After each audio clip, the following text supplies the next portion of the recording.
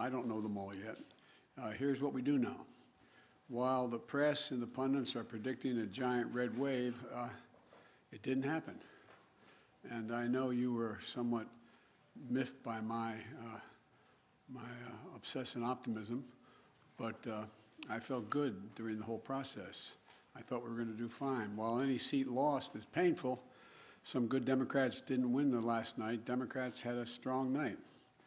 And we lost fewer seats in the House of Representatives than any Democratic president's first midterm election in the last 40 years.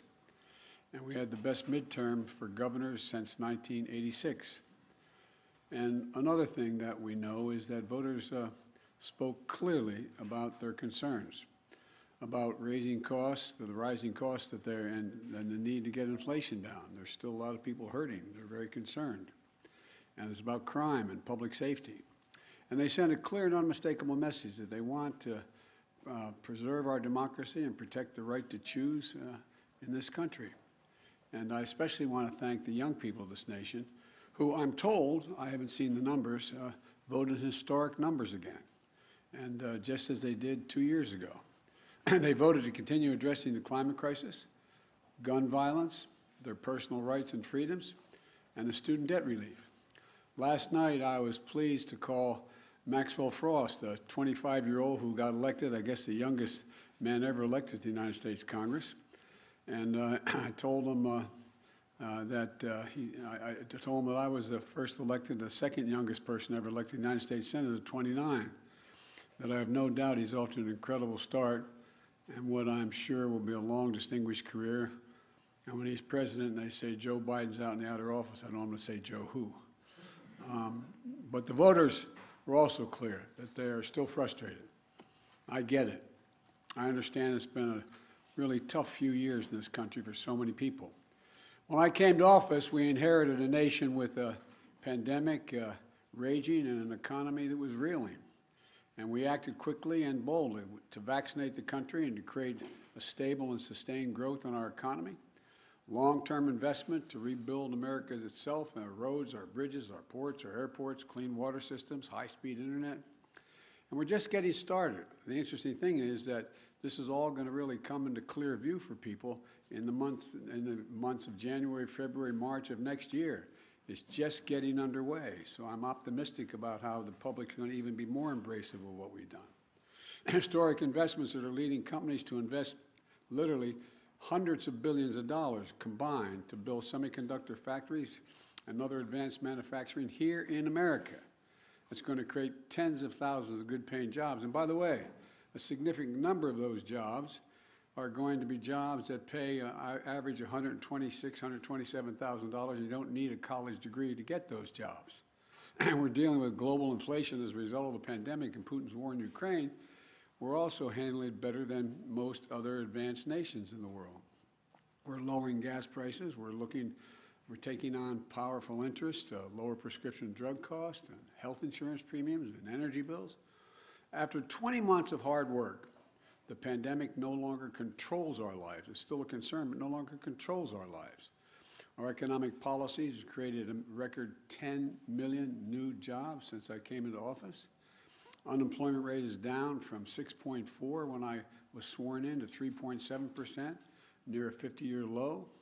And we've done all this while lowering the federal deficit in the 2 years by $1.7 trillion. Let me say it again, $1.7 trillion. No administration has ever cut the deficit that much. And reducing the federal deficit is one of the best things we can do to lower inflation, but while we've made real progress as a nation, I know it's hard for folks to see that progress in their everyday lives. And it's hard to see the results from actions that we took while we have to implement what we've done.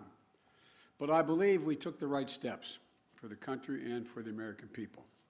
In fact, if you look at the polls, overwhelming majority, I don't look at them much anymore because I'm not quite sure how to read them anymore. I hope you are uncertain as well. But overwhelming majority of the American people support the elements of my economic agenda. From rebuilding America's roads and bridges to lowering prescription drug costs to historic investment in tackling the climate crisis to making sure that large corporations begin to pay their fair share and taxes. And I'm confident these policies are working and that we're on the right path, and we need to stick with them. All these initiatives take hold as they do, from lead pipes being removed from schools and homes to new factories being built in communities with a resurgence of American manufacturers. It's already created, by the way, 700,000 brand new manufacturing jobs. You've heard me say it ad nauseum. I don't know where it's written. It says we can't be the manufacturing capital of the world. We are now exporting product, not jobs, around the world. People across the country are going to see even more clearly the positive effects on their day-to-day lives. But I still understand why they're hurting right now. So many people are concerned. As I have throughout my career, I'm going to continue to work across the aisle to deliver for the American people. And it's not always easy, but we did it the first term. Now, I'll be surprised a lot of people that we signed over 210 bipartisan laws since I've become president, and we're revitalizing American manufacturing, gun safety, we did it together, and dozens of laws positively impacting on our veterans. And let me say this, regardless of what the final tally in these elections show, and there's still some counting going on, I'm prepared to work with my Republican colleagues. The American people have made clear, I think, that they expect Republicans to be prepared to work with me as well. In the area of foreign policy, I hope we'll continue this bipartisan approach of confronting Russia's aggression in Ukraine.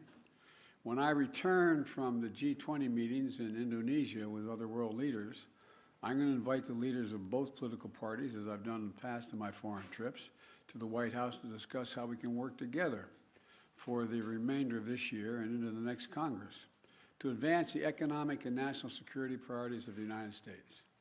And I'm open to any good ideas. I want to be very clear. I'm not going to support any Republican proposal that's going to make inflation worse. For example, the voters don't want to pay higher prescription costs for drugs. We've cut that now. We're going to kick into gear next year, next calendar year. And I'm not going to walk away from the historic commitments we just made to take on the climate crisis. They're not compromisable issues to me, and I won't let it happen. The voters don't want more taxes for the tax cuts for the super wealthy and biggest corporations. And I'm going to continue to focus on cost cutting for working and middle class families and building an economy from the bottom up and the middle out. I know you're tired of hearing me say that, but I genuinely mean it. That's what makes America grow. The wealthy do very well when the middle class is doing well, and the poor have a way up, and while continuing to bring down the federal deficit.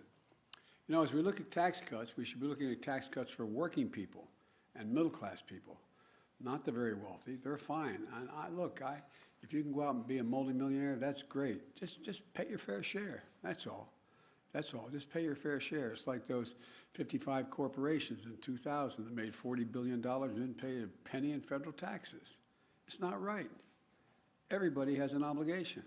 So now they have to pay a staggering 15%. You all pay more than that for your taxes. So I'm going to keep my commitment that no one earning less than $400,000 a year, and that's a lot of money where I come from, are going to see their federal taxes go up. And I want to be very clear. Under no circumstances will I support the proposal put forward by Senators Johnson and the senator from down in Florida to cut or make fundamental changes in Social Security and Medicare. That's not on the table. I will not do that. I will veto any attempt to pass a national ban on abortion, but I'm ready to compromise with Republicans where it makes sense on many other issues. And I'll always put the needs and interests of the American people first. So let me close with this. On this election season, the American people made it clear. They don't want every day going forward to be a constant political battle. There's too much of that going on. And there's too much that we have to do. The future of America is too promising to be trapped in an endless political warfare. And I really mean it. You've heard me say it time and again for the last 20 months or so. I am so optimistic about the prospects for America. We need to be looking to the future, not fixated on the past. And that future is bright as can be. We're the only nation in the world that's come out of every crisis stronger than we went into the crisis. And that's a fact. I mean, literally mean that. We've come out stronger than we've gone in. And I've never been more optimistic about America's future than I am today. You know, particularly because of all those young people I talked about, 18 to 30. They're showing up. They're the best educated generation in American history. They're the least prejudiced generation in American history, the most engaged generation in American history, and the most involved. Look, after a long campaign season, I still believe it, I always have. This is a great nation, and we're a great people. And it's never been a good bet to bet against America. Never been a good bet to bet against America. There's nothing beyond our capacity if we work together. We just need to remember who the hell we are. We're the United States of America. The United States of America. There's nothing beyond our capacity. And I'm pretty well convinced that we're going to be able to get a lot done. Now, I've been given a list of 10 people that I'm supposed to call on, and you're all supposed to ask me one question, but I'm sure you'll ask me more. And so let me start off with a list I've been given. Zeke Miller, Associated Press. Thank you, Mr. President. I have 2 questions for you. As you mentioned, How come we never hold you guys the same standard you hold us to? But anyway, go ahead. We'll I'm teasing. You mentioned that Americans are frustrated, and in fact, 75% of voters say the country is heading into the wrong direction, despite the results of last night. What in the next 2 years do you intend to do differently to change people's opinion of the direction of the country, particularly as you contemplate a run for president in 2024? Nothing, because they're just finding out what we're doing. The more they know about what we're doing, the more support there is. Do you know anybody who wants us to get rid of the change we made on prescription drug prices and raise prices again? Do you know anybody who wants us to walk away from building those roads and bridges and the internet and so on? I don't know. I think that the problem is the major piece of legislation we passed, and some of it bipartisan, takes time to be recognized. For example, you got over $1 trillion worth of infrastructure money, but not that many spades have been put in the ground. It's taking time. For example, I was on the phone congratulating a Californian recently, and then someone up in Scranton, Pennsylvania, the congressman who got elected. He said, "Can you help us make sure we're able to have high-speed rail service from Scranton to New York City?" I said, "Yeah, we can. We can. First of all, it'll make it a lot easier, take a lot of vehicles off the road, and we have more money in the pot now, already out there, we voted for, than the entire money we spent on Amtrak to begin with." And it's the same way. For example, I talked about through the campaign that we're going to limit the cost of insulin for seniors to $35 a month instead of $400 a month. Well, it doesn't take effect till next year. So there's a lot of things that are just starting to kick in. And the same way with what we've done in terms of the environmental stuff. It takes time to get it moving. So I'm not going to change. As a matter of fact, you know, there's some things I want to change and add to. For example, we've had passed the most bipartisan, we passed the most extensive gun legislation, rational gun policy in 30 years, but we didn't ban assault weapons. I'm going to ban assault weapons. They're going to try like the devil. So I'm not going to change the direction. I said I ran for 3 reasons. I'm going to continue to stay where I am, and I know I fully understand the legitimate concern that what I'm saying is wrong, okay? One is that I said we're going to restore the soul of the country, begin to treat each other with decency, honor, and integrity. And it's starting to happen. People are, the conversations are becoming more normal, becoming more, how can I say it, decent. Second thing I said was I want to build a country from the middle out, the bottom up, and that way everybody does fine. I'm tired of trickle down. Not a whole lot trickles down when you trickle down to hardworking folks. And the third thing I know is still very hard. I'm going to do everything in my power to see to unite the country. It's hard to sustain yourself as a leading democracy in the world if you can't generate some unity. So I'm not going to change anything in any fundamental way.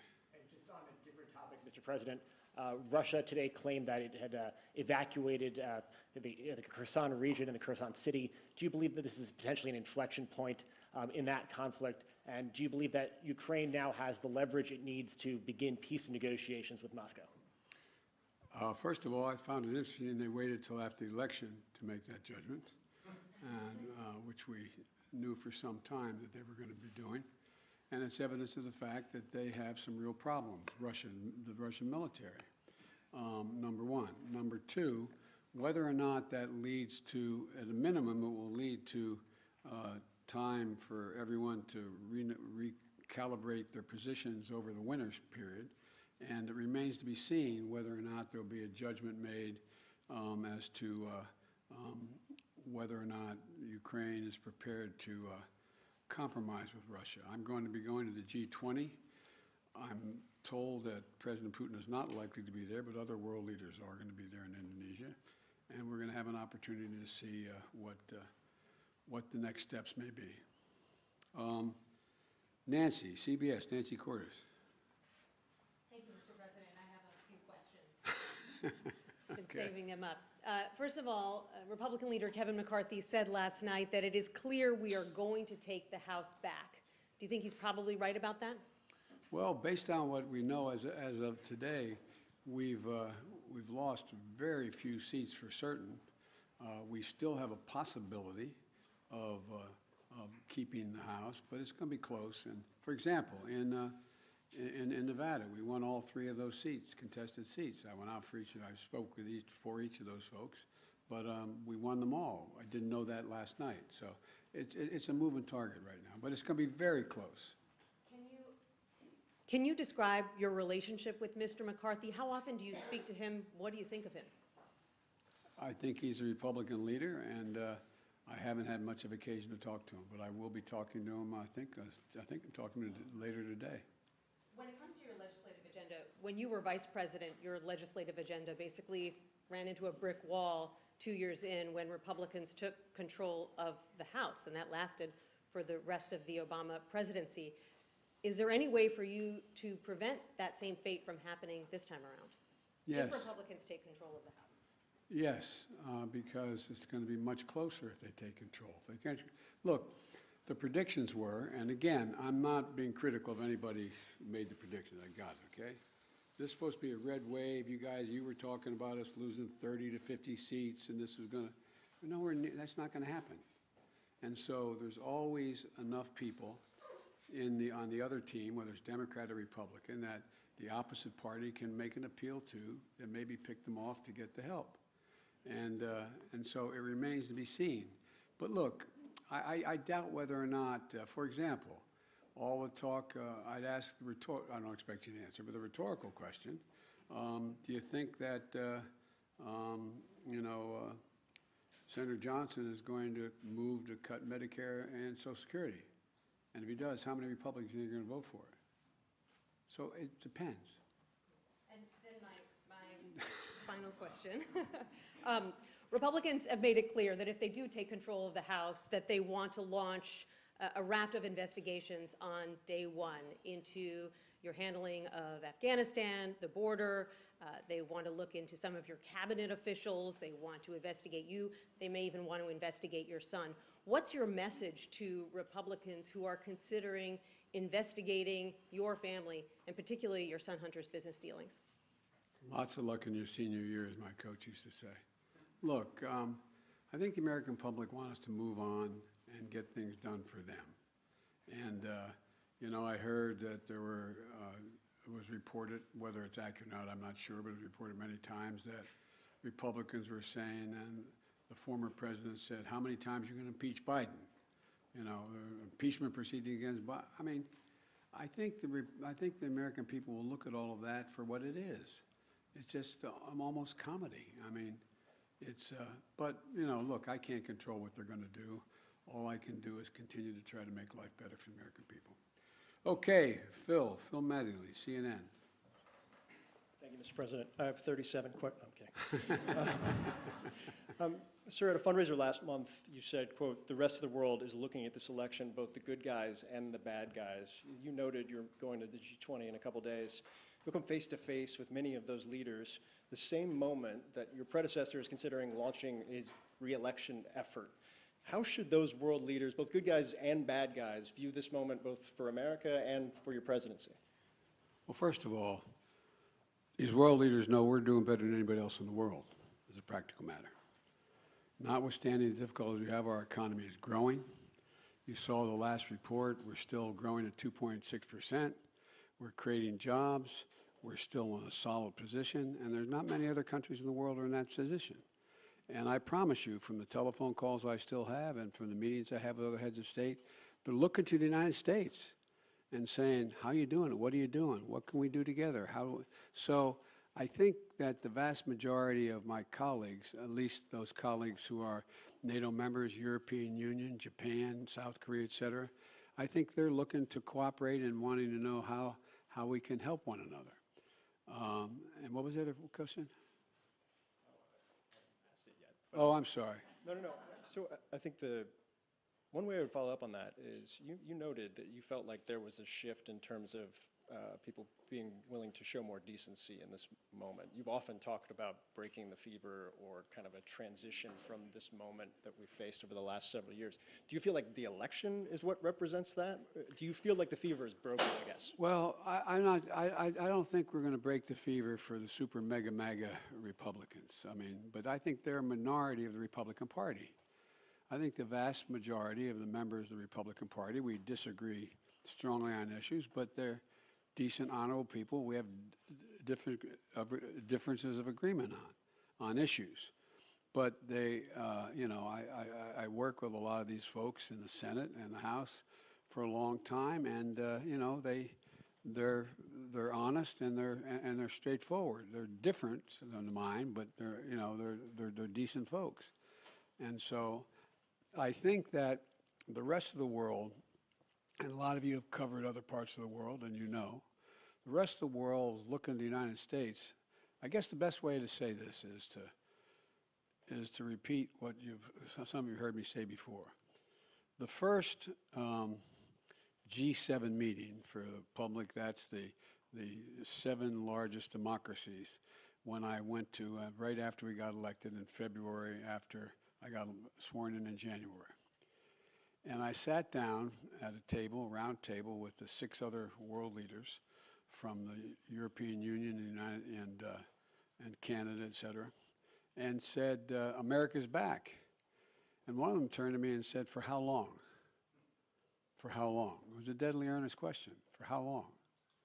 And I looked at them, and then another one went on to say, and I'm not going to name them, went on to say, what would you say, Joe, if in fact we went to bed tonight here in England, woke up the next morning and found out that thousands of people had stormed the Parliament of Great Britain, gone down the hall, broken down the doors, 2 cops ended up dying, a number of people injured, and they tried to stop the confirmation of an election. It's not the same situation, obviously, as we have.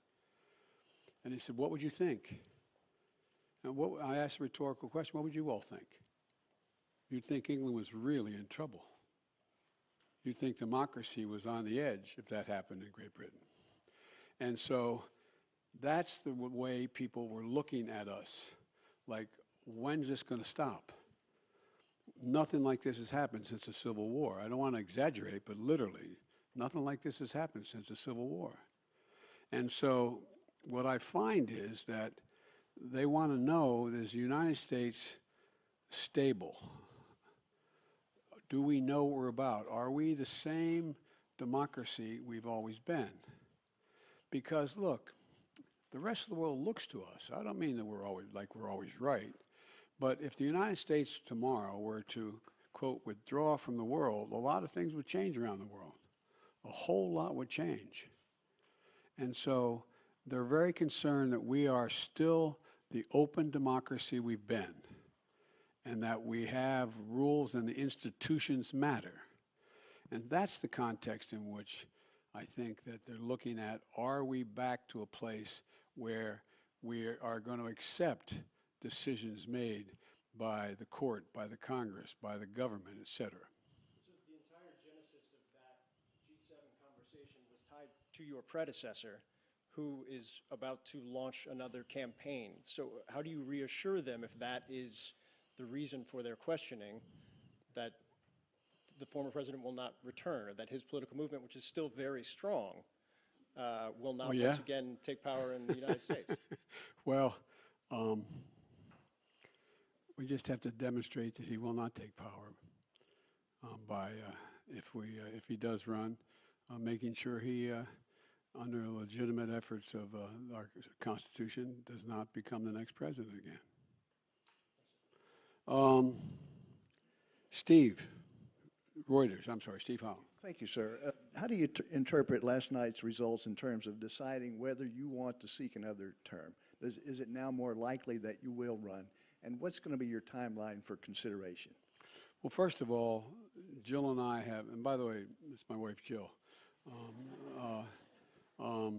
who's held a lot more popular than I am in the Democratic Party too. But at any rate, all kidding aside, our intention is to run again. That's been our intention, regardless of what the outcome of this election was. The fact that we won, I didn't run, the fact that the Democratic Party outperformed anything anyone expected and did better than any off-year presidency since John Kennedy is one that gives everybody like, whew, sigh of relief that the mega Republicans are not taking over the government again, et cetera. And so my judgment of running when I announce, my intention is that I run again, but I'm a great respecter of fate, and this is ultimately a family decision. I think everybody wants me to run, but we're going to have discussions about it.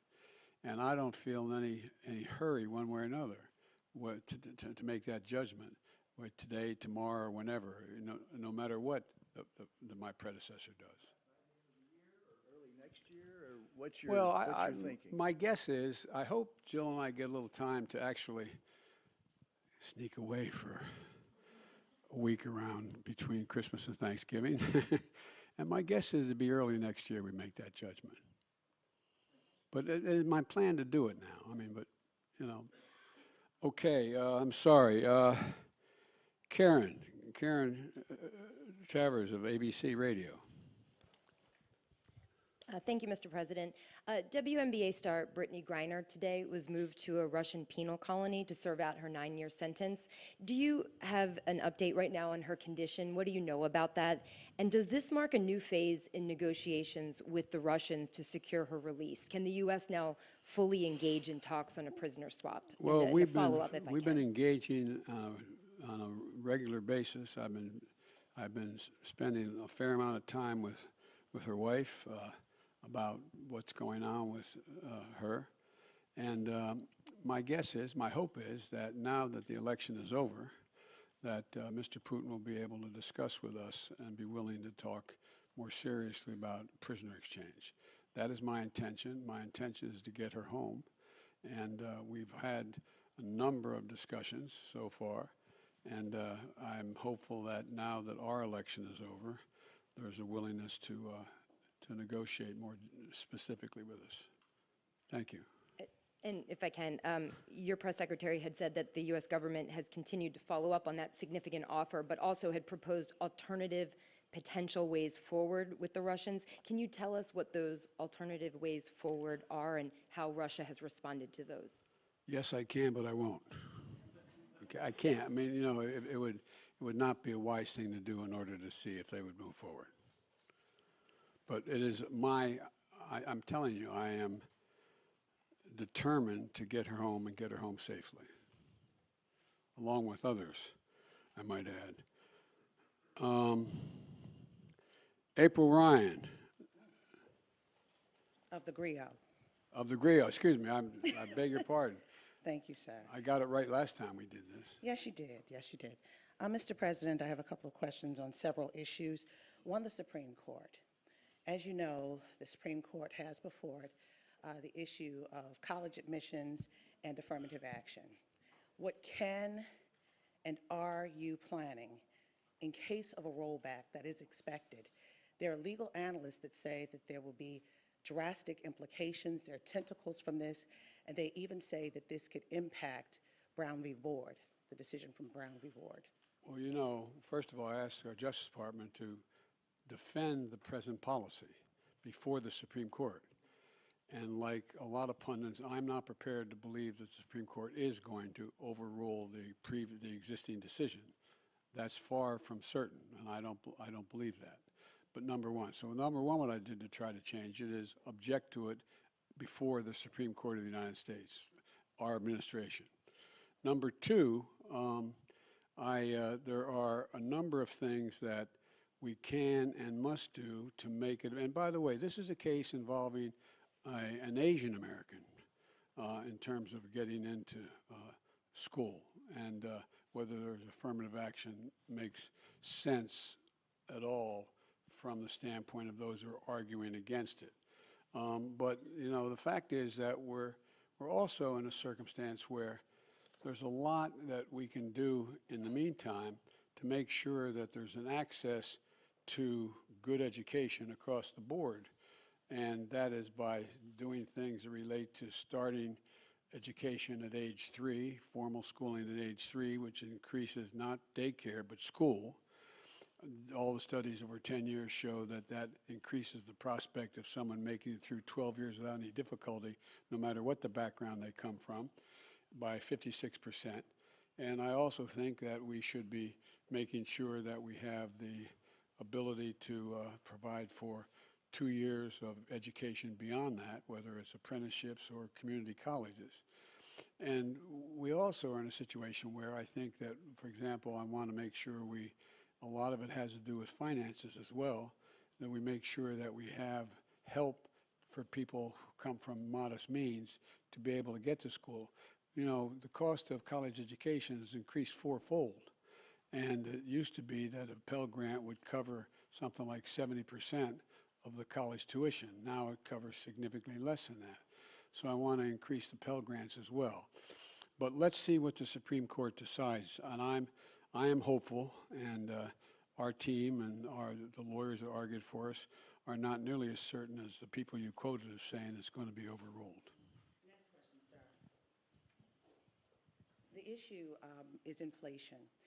The GRIO and KFF conducted a study of black voters that said inflation was the #1 issue, and we saw it in this midterm election. What can you promise concretely in these next 2 years that will help turn the pocketbook for the better in the midst of staving off a recession?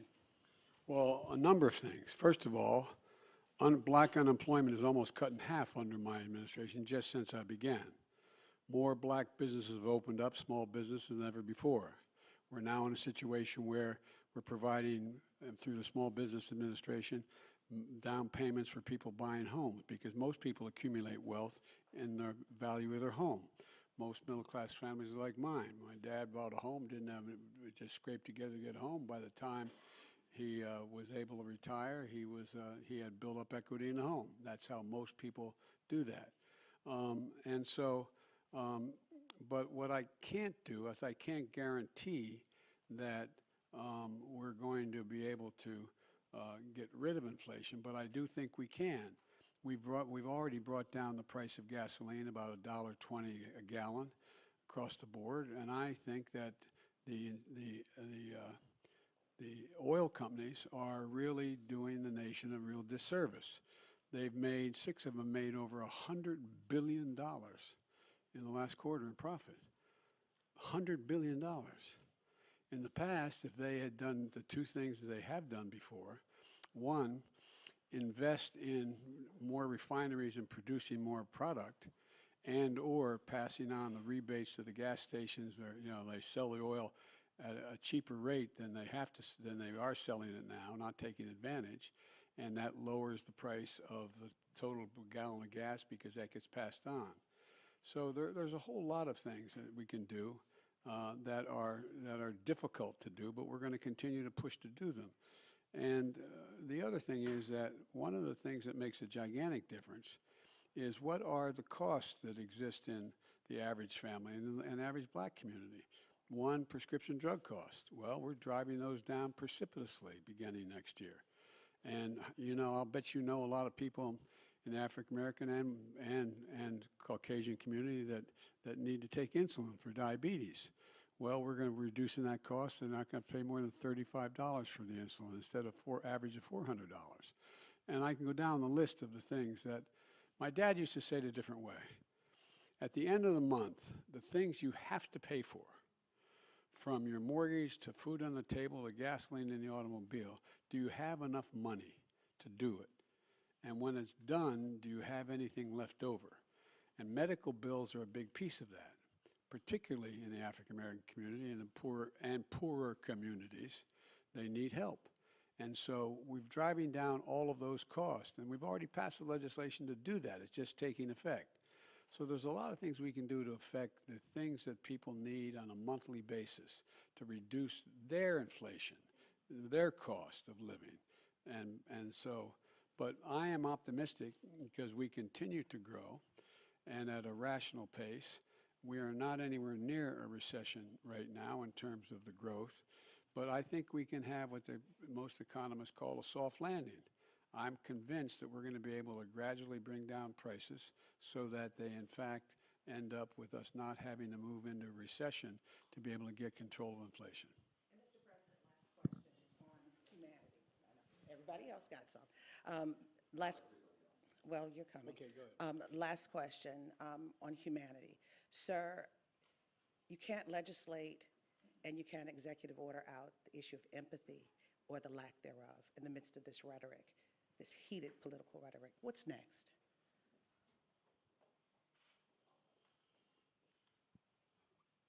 Part of what I think leadership requires, and I hope I meet the standard, is letting people know you understand their problem. Again, my dad used to have an expression. He said, I don't expect the government to solve my problems, but I expect them to at least know what they are, understand them. And like a lot of you, we've been very fortunate as a family, but we've also been through a lot of fairly tough times. And I've had the great advantage of having a family to get through them. When my first wife and daughter were killed when a tractor trailer broadsided them and killed my wife and killed my first wife and killed my daughter. And my two boys are expected to die. It took the jaws of life 3 hours to get them out there on top of their dead mother and dead sister. I understand what that pain's like. And when Jill and I lost Bo after a year in Iraq, winning the Bronze Star Conspicuous Service Medal, a major in the United States military, came home with stage 4 glioblastoma because he lived about between 200 and 500 yards from a burn pit that's 10 feet deep and as big as a football field, burning every toxic waste you could find. You know, I think that we understand what it's like to lose family members, mothers, fathers to cancer. All of you have been through that kind of thing. We've been fortunate, though. We've had each other. We've had strong families, Jill's sisters, my brothers, my sister. And so what we can do to deal with that empathy is make sure there's help available. Make sure there's people who are there to help, whether they are psychologists or whether they're medical doctors or whether they're social workers, to be there to help just hold a hand. And for example, we can do an awful lot for a lot of families, the families you're talking about, if we reinstate this child tax credit. It cut child poverty by 40% when it was in place. I couldn't get it passed the second time around. So there's a lot we can do. And the empathy is not just talking about it, it's communicating to people you genuinely understand. And I hope a lot of people don't understand because I don't want people having to know the pain. But the second piece of that is let them know that you are there to help. You're there to help. And one of the things I've talked with Vivek Murthy about, and a lot of you have written about it, and you've written it well about it, is the need for mental health care in America. You know, when we got elected, there were something like, I don't know, 2, 3, 5 million people who gotten their COVID shots. Well, in the meantime, I got over 220 million people, all 3 shots. But in the meantime, what happened? We lost over 1 million dead. 1 million dead. I read one study that for those 1 million people, they had 9 people who were each one had averaged 9 people close to them. A relative, someone they're married to, a child, someone close. The impact has been profound, been profound. Think of all the people, think of all your children and your grandchildren who didn't have that senior prom, who didn't have that graduation party, who didn't have all the things we had that we took for granted, that impact on their psyche. So there's a lot we have to do. And empathy reflects itself not just in what a person demonstrates they understand, of knowing what people need and helping to make it happen. And we're trying to do that. And a lot of Republicans trying to do it too. I don't mean this is a partisan thing. A lot of people are trying to do it because they know we got a problem. Okay, excuse me. These 10 questions are really going quickly.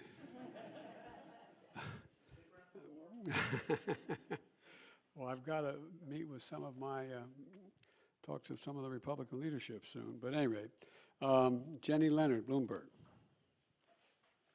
Thank you, Mr. President. Two questions. One, shifting back to your trip to Asia.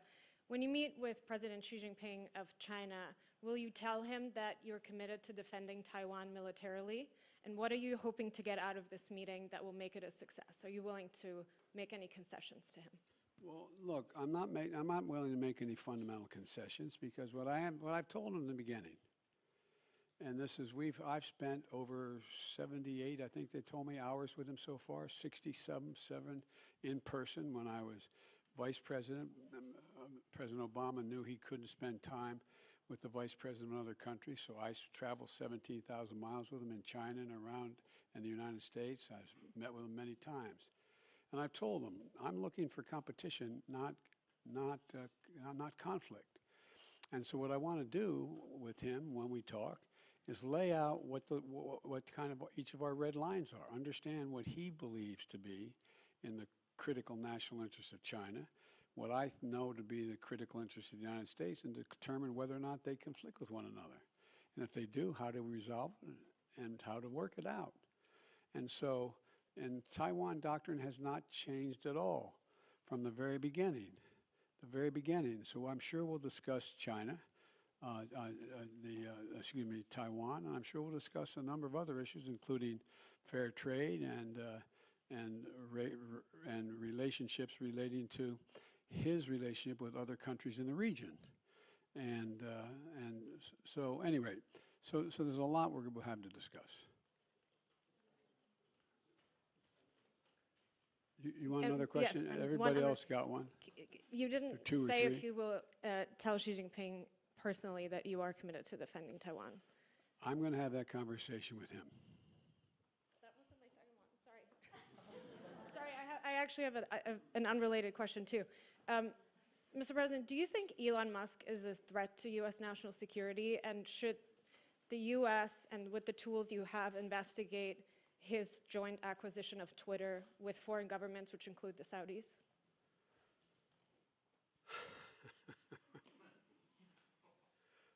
I think that Elon Musk's cooperation and/or technical relationships with other countries is worthy of being looked at. Whether or not he is doing anything inappropriate, I'm not suggesting that. I'm suggesting that it's worth being looked at.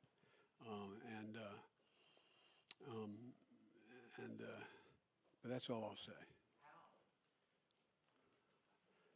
There's a lot of ways. All right. Kristen Welker. Thank you so much, Mr. President. I appreciate it.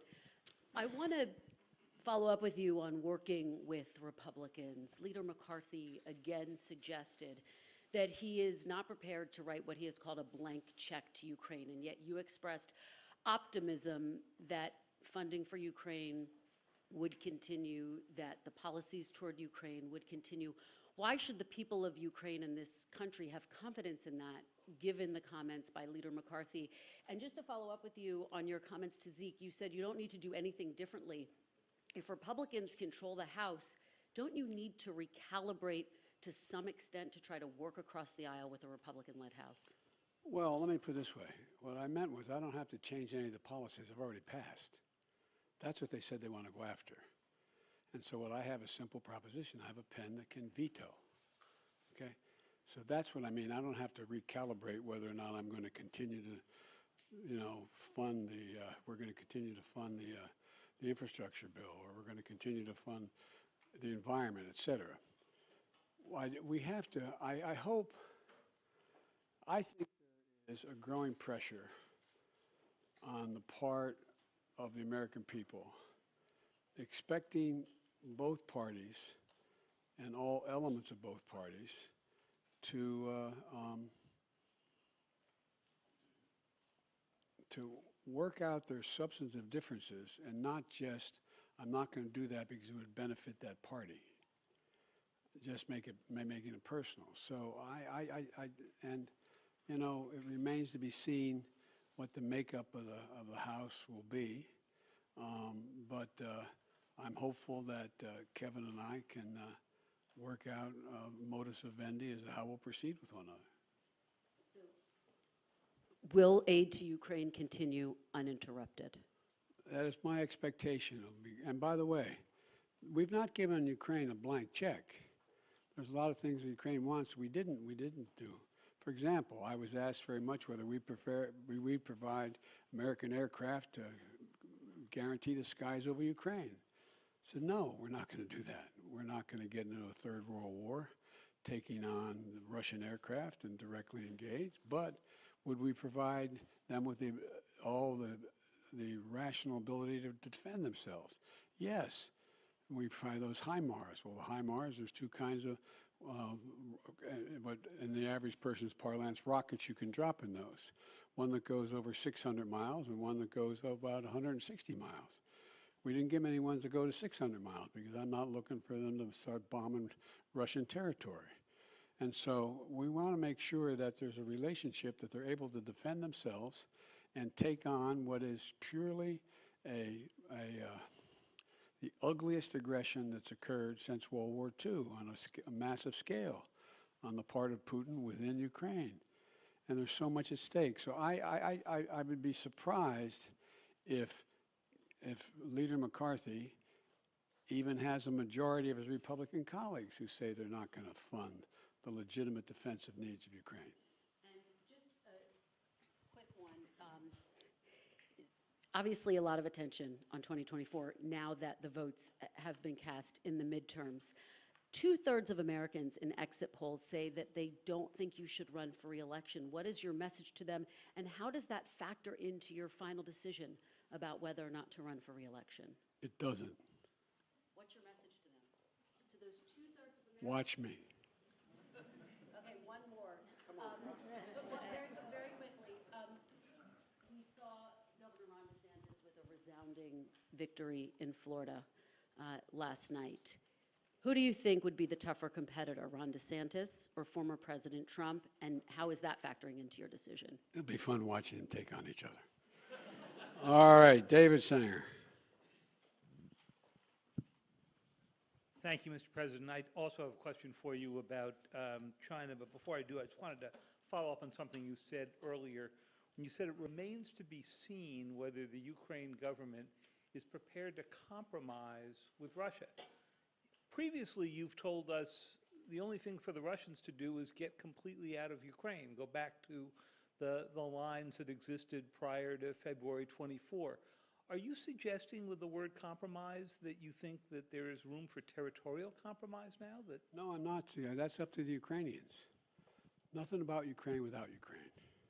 So what kind of compromise do you have in mind? I didn't have any in mind. You have asked the question whether or not, if I recall, whether or not what would happen if, in fact, after I think the context is that whether or not they're pulling back from Fallujah and from the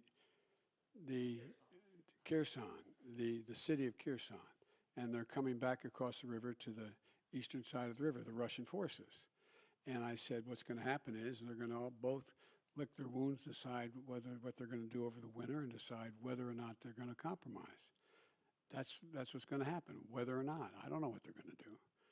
But I do know one thing, we're not going to tell them what they have to do. You were asked before about your meeting with President Xi.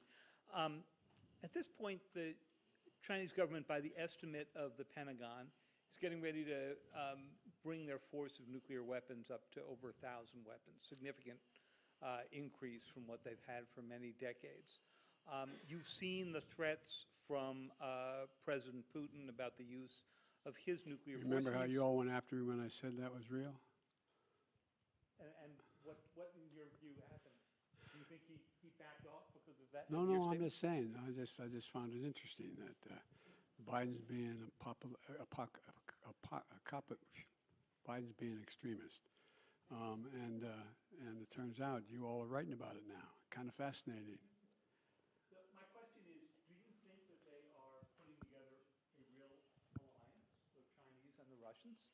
And do you believe that you need to begin speaking with President Xi about some form of arms control if he's going to get up to a level of weapons similar to what the United States and Russia have right now? No and yes. No, I don't think there's a lot of respect that China has for Russia or for Putin. I don't think they look at that as a particular alliance. Matter of fact, they've been sort of keeping their distance a little bit.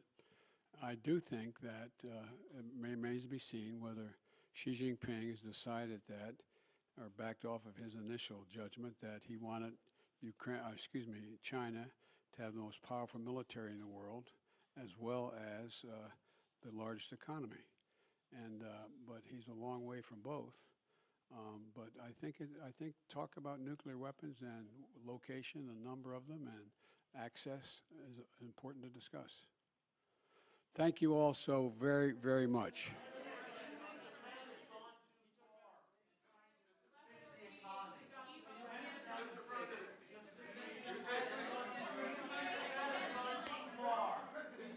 Thank you very, very much. We'll do another